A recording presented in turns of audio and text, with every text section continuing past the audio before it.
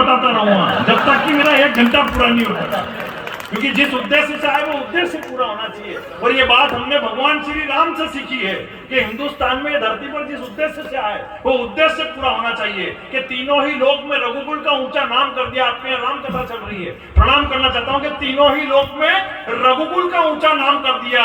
लिया अवतार जिस देश से वो पूरा काम कर दिया। भगवान श्री राम के तो चरण ही अपने आप में कमाल है।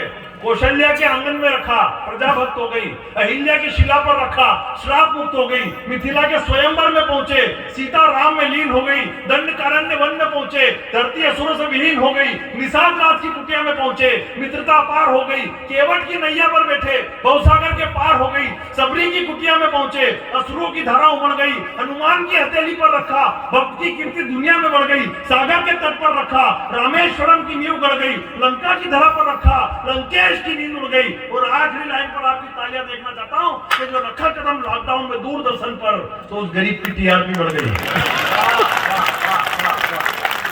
जो रखा कदम लॉकडाउन में दूरदर्शन पर, तो उस गरीब की टीआरपी बढ़ गई। जो लॉकडाउन के दौरान जब रामायण आ रही थी दूरदर्शन पे, तो मेरे पड़ोस में एक बुआ जी बोले भला हो इस कोरोना का जो राम जी के दर्शन कराती है।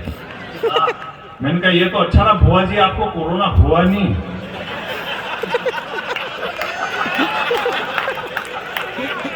वरना यमराज के भी हो सकते थे। लॉकडाउन के दौरान क्या तरीके बड़े बड़े लोगों हाथ तक खराब थी। मैं जानता हूँ विधायक जी है, पर स्थिति हमारी भी हुई थी तो आपकी भी। सही कहा, हाँ, दिल की हसरतों को दिल में दबाना तक सीखो। लॉकडाउन में तो ऐसी स्थिति जब फुल लॉकडाउन लगा हुआ था। एक दिन फुल लॉकडाउन में नवरात्रि थी, लॉकडाउन के दौरान मैंने हिम्मत करी, क्योंकि आज माता जी के दर्शन करके छोड़ूंगा चाहे कुछ भी हो जाए। घर से बाहर निकला, हमारे यहाँ गांधी चौराहे पर 2 लट्टे पड़े पुलिस वालों, लेकिन बंदे में हिम्मत नहीं आ रही। आखिर माता जी के मंदिर में पहुंचा, जैसे मंदिर खोला माता जी मंदिर में थे ही नहीं। मैंने कहा चलो भोलेनाथ जी के दर्शन कर लो। मैं भोलेनाथ जी के पास गया, उनके दर्शन करना, भोलेनाथ जी भी मंदिर में नहीं। फिर हमारे बस स्टैंड पे बालाजी का मंदिर है, फिर बालाजी के मंदिर में पहुंचा, बालाजी भी मंदिर में ही नहीं। आखिर वापस घर पहुंचा, गांधी चौराहे पे वापस 2 लट्टे पड़े पुलिस वालों के। बाद में जब हम लोग हुआ तो मैं शिकायत लेकर माता जी के पास पहुंचा, क्योंकि माता जी मैं 2 लट्ठे खा के आपके दर्शन करने के लिए आया था और आपने मुझे दर्शन नहीं दिए। तो माता जी बोले बेटा फुल लॉकडाउन लगा हुआ था, किसी के भी घर में पैसे कौड़ी की कोई कमी नहीं आ जाए, इसलिए मैं लक्ष्मी का रूप धारण करके लोगों के घर में विचरण करने चली गई थी। उसके बाद में भोलेनाथ जी के पास पहुंचा। मैंने कहा भोलेनाथ जी मैं 2 लट्ठे खा के आपके दर्शन करने आया और आपने मुझे दर्शन नहीं दिए। बोले बेटा मैंने तो सर पर गंगा विराजित कर रखी है, लोगों के घर में पानी वानी की कोई कमी नहीं आ जाए, इसलिए मैंने नगर पालिका का काम संभाल रखा था।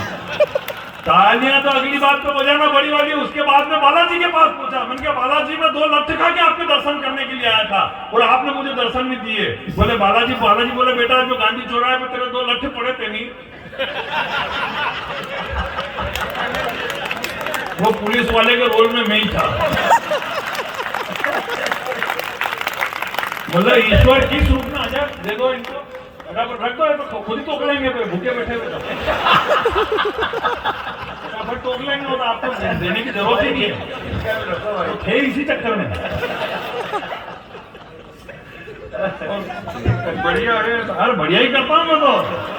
ये तो थोड़ा सा हो जाए, कितना दे दो भी रख जाओ, ले थोड़ी जाएंगे ट्रे वापस।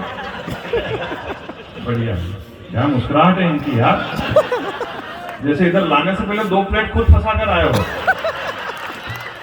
रखने तो यहाँ 3-3 थी पर 2-2 ही रख गए।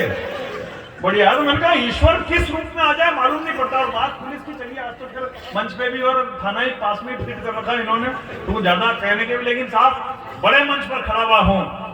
या फेसबुक की भी बात चली, हमें फेसबुक कैसे यूज करना है। मैं 4 पंक्तियां पढ़ता हूँ कि इंसाफ नहीं मिलेगा यहाँ लिखने से मोबाइल में। जब हिंदुस्तान में किसी बेटी के साथ कोई दुराचार हो जाता, मैं आपकी सर्वाधिक तालियां अब देखना चाहता हूं, हिंदुस्तान में किसी बेटी के साथ कोई दुराचार हो जाता है तो हम फेसबुक पर केवल अपनी एक पोस्ट डालकर अपने कर्तव्य की तीसरी कर लेते हैं। लेकिन इस हिंदुस्तान में अब होना क्या चाहिए, हिंदुस्तान में हर महीने में कुछ ना कुछ घटनाएं घटित होती है। रीति रिवाज और संस्कृति से जो तेरी निगाह न होती, मेरी माता बहनें यहाँ बैठी हुई है, 4 पंक्तियां पढ़ता हूँ कि रीति रिवाज और संस्कृति से जो तेरी निगाह न हटती तो तेरे परिवार की इज्जत भी उस समाज में न घटती। और आफ्ताब की जगह अगर माँ बाप पर विश्वास किया होता तो श्रद्धा तेरी लाश की 36 टुकड़ों में न घटती। ऐसी घटनाएं हमारे यहाँ हमेशा ही होती है। पंक्तियां पढ़ता हूं कि इंसाफ नहीं मिलेगा यहाँ लिखने से मोबाइल में आपकी बड़ी तालियां देखना चाहता हूँ। सर बेटे सर को समर्पित करता हूँ कि इंसाफ नहीं मिलेगा यहाँ लिखने से मोबाइल में। अब वही करना है जो होता है अरब और इजराइल में, और चाहते हो कि सुरक्षित रहे बेटियां इस देश में, तो बलात्कारियों को निपटा दो हैदराबाद स्टाइल में। पुलिस अपना काम ईमानदारी से करना चाहती है, लेकिन दुख तो तब होता है जब पुलिस के ऊपर पत्थर, इसकी आवाज थोड़ी बढ़ा दो, आप मोबाइल वीडियो रख दो, आवाज बढ़ा दो इसकी, मेरा तो बाद में भी वीडियो मिल जाए। पुलिस के ऊपर पत्थर फेंके जाते हैं, थूका जाता है, और कोई मानव अधिकार वाला उनके समर्थन में जाकर खड़ा नहीं होता है, तब चार पंक्तियां पुलिस के सम्मान में पढ़ता हूँ कि एक खाकी के जीवन में कितना दर्द समाया होता है, हर पल होता मौत से सामना, वो जिंदगी को दगा देता है। पुलिस वालों को कोई कम टेंशन होती है क्या? पुलिस वालों के सबसे ज्यादा टेंशन होती है हिंदुस्तान में, मतलब ऊपर से इनके टेंशन आती है और ये अपने को पकड़ा देते हैं। क्या पिछली केंद्र की सरकार में तो एक मिनिस्टर साहब ने घोषणा कर दी थी, बोले अब जो खुले में शौच करने जाएगा उसे पकड़ के अंदर बंद कर देंगे। कौन कर रहा बंद? मिनिस्टर साहब आ रहा बंद करने, कि गांव के लोग एक दूसरे को करेंगे, करना बिचारा पुलिस वालों को। इनके जीवदोरी कितनी टेंशन हो गई। सुबह 5 बजे मुखबिर का फोन आएगा कि भैया खेत की बागड़ पे बैठा के गिरफ्तार करें। नहीं ये अगर ढीले ढीले पहुंचे भीरे निपट ले तो वाह क्या और ज्यादा टेंशन, उसको भी लोन सबूत भी दुखो। वो तालियां तो अगली बात पे बजाना कि वो अगर थाने पे जाए वहां नड़ जाए कि ये मेरी है ही नहीं। बहुत बढ़िया वाली बस्ती है यहाँ पे। मतलब पुलिस वालों के कितनी टेंशन होती है यार। मेरे शहर में तो जगह जगह कैमरे लगा रखे, बस स्टैंड पे कैमरा, रेलवे स्टेशन पे कैमरा, गांधी चौराहे पे कैमरा, तो और ज्यादा पुलिस वालों की टेंशन खड़ी हो गई। वो एक मनसले बेवड़े ने फोन लगा दिया थाने पे, बोला सर वो बस स्टैंड का कैमरा चालू है क्या? बोले हाँ चालू है, क्या हो गया वहाँ पे? बोले सर पुलिस वाले खड़े हैं क्या? बोले हाँ खड़े हैं, क्या हो गया वहाँ पे? बोले नहीं वो भोपाल की बस खड़ी के निकल गई, बता दो जरा। बोले हिंदुस्तान में हंसने के लिए कहीं जाने की जरूरत नहीं पड़ती। और वैसे भी गीता के 19वें अध्याय में लिखा है, यदि तुम ब्रह्मांड से कस्य चित्ती प्राणी नाम हसी तुम सकमोति तत्व बृहदाय परिणाम सम्मेलनम करिष्यामि। आपको इसका मतलब मालूम है क्या? नहीं मालूम है तो काहे के लिए असल में बता रहा हूँ नहीं आपको। हालांकि देखो मालूम तो मेरे को भी नहीं है, ये तो मैंने कहीं पढ़ा था, मन के पढ़ नहीं आ गया समझ में, जैसा होगा देखेंगे। वो तो बाद में वैसा भी मेरे को बताया, बोले बेटा गीता के 19 अध्याय होते ही नहीं 18वीं खत्म हो जाती है। तब मैंने कहा कि जीवन में बड़े लोगों का होना कितना आवश्यक है, और इनके जैसा बड़ा आदमी हो तो चेले का बेड़ा ही पार हो जाता है। पहली बार लेगा मेरे को बेंगलोर, भैया इसको बिठा लो यार, बैठ जा तब पीएफ को बैठा, क्या तनाव लेगा अपना। अच्छा हाँ विधायक जी को दो, सही बात है, नहीं तो हमारी भी चिंजा होगा, क्या मतलब है।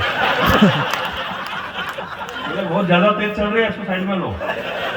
बढ़िया, मैं इस एरिया में से पहली बार आया हूँ, गणित मेरे को मालूम भी नहीं है, यहाँ के एरिया में जंगल का है, पता ही नहीं चलेगा सुबह तक तो। बढ़िया है, लेकिन आनंद देगा आपने, अपने क्या आ गया, ये देखो फिर आ गया भाई। तू 5 मिनट रुक जाए तो कोई टेंशन नहीं लगा अपना। मैं चाहता हूँ किसी की प्लेट ले गई हो तो वही गिरी है इनकी। जब तक मैं नहीं बैठूंगा टेंशन में रहेंगे, बैठेगा क्या हमारी प्लेट रोक दी इसमें। बढ़िया है, लेकिन ये बहुत बढ़िया आनंद है, मतलब अपना मस्ती। और मैंने कहा ना जीवन में गुरु का होना कितना आवश्यक है, और इनके जैसा गुरु हो तो चेले का बेड़ा ही पार हो जाए। पहली बार लेगा मेरे को बेंगलोर हवाई जहाज में बिठाकर, पहली बार हवाई जहाज के अंदर इन्होंने बॉक्स के अंदर अटैची रखी और जेब से जंजीर निकाल कर ताला चाबी कर रहे हवाई जहाज के अंदर। मैंने कहा भाई साहब ये वाला दृश्य तो मैंने रेल के अंदर देखा है। बोले तू पहली बार बैठा, तेरे को नॉलेज नहीं है। रेल के अंदर अगर कोई अटैची लेके भागता तो उसे दौड़ के पकड़ सकते हैं, हवाई जहाज के अंदर कोई भगा तो मैं नीचे थोड़ी कूदूंगा क्या। तब मेरे को लग गया कि बड़े लोगों का होना जीवन में कितना। हालांकि देखो मेरे को गीता का नॉलेज भी होता तो मेरे को कौन सी पंडिताई करनी थी, और बहुत सी बात जो आजकल पंडिताई करते हैं उनको भी नॉलेज नहीं होता है। मेरे मोहल्ले में भी राम कथा हुई, पंडित जी ने वृतांत सुनाया, बोले हनुमान जी श्रीलंका के अंदर कूदे और रावण की धोती धू धू करके जलने लगी। तो मैंने कहा पंडित जी ये वाला वृतांत तो मैंने कभी सुना ही नहीं। तो पंडित जी ने तुरंत डैमेज कंट्रोल किया। उन्होंने कहा नहीं बेटा, आग तो हनुमान जी की पूंछ में ही लगी थी, रावण की धोती तो धोखे में तार पर सुखा रखी थी, उसने आग पकड़ ली। अपने आप डैमेज कंट्रोल करने के मामले में, और हम कवि क्या है, ये जितने कवि बैठे हुए हैं ये सब डैमेज कंट्रोल करने के मामले में माहिर है। आज तो फिर यहाँ भाजपा का मामला, इसलिए कोई टेंशन वाली बात नहीं है, लेकिन जब उधर राजस्थान में जाते हैं, उधर कांग्रेस की गवर्नमेंट है, वो 90% कवि भाजपा वाले होते हैं, उधर जाते हैं और हमको होटल में आके चमकाया जाता है राहुल गांधी के खिलाफ। हमारे टेंशन के करना क्या मंच पर, पिछली नवरात्रि में तो 20-20, 25-25 कवि सम्मेलन, हमें ही मालूम नहीं कि कौन से मंच पे क्या करना है। वो एक मंच पर तो मैंने जाते कि मैं जो राहुल जी को उधेड़ना शुरू किया, सामने सचदेव जी बैठे हुए और ऐसे ऐसे कर रहे, और मेरे को लग रहा है कि इनको मजा आ रहा, तो मैंने और उधेड़ना शुरू किया। फिर नीचे से एक पर्ची आई, बोले बेटा मंच कांग्रेस का है, आज पेमेंट लेके जाएगा कि अटैची भी यहीं छोड़ के जाएगा। तो मैंने तुरंत डैमेज कंट्रोल किया, और जो डैमेज कंट्रोल किया तालियां उस बात पे बजाय, मैंने तुरंत डैमेज कंट्रोल किया। मैंने कहा राहुल, अगर सित्याओं का आउट नहीं होता तो भारत आज वर्ल्ड कप जीत जाता। अध्यक्ष जी ने फिर ताली बजाई। मैंने हम तो क्या है कि डैमेज कंट्रोल करने के मामले में माहिर है। हालांकि देखो, मुझे भी उस व्यक्ति के लिए डैमेज कंट्रोल करना पड़ा जिसने पूरी पार्टी को ही डैमेज करके रख रखा है। सही कहा, अभी यूपी के चुनाव में राहुल जी ने मंच से घोषणा कर दी, अभी थोड़े दिन पहले भी अभी बोला, कौरव के बारे में बोला, कौरव ने महाभारत की पूरी जानकारी दी।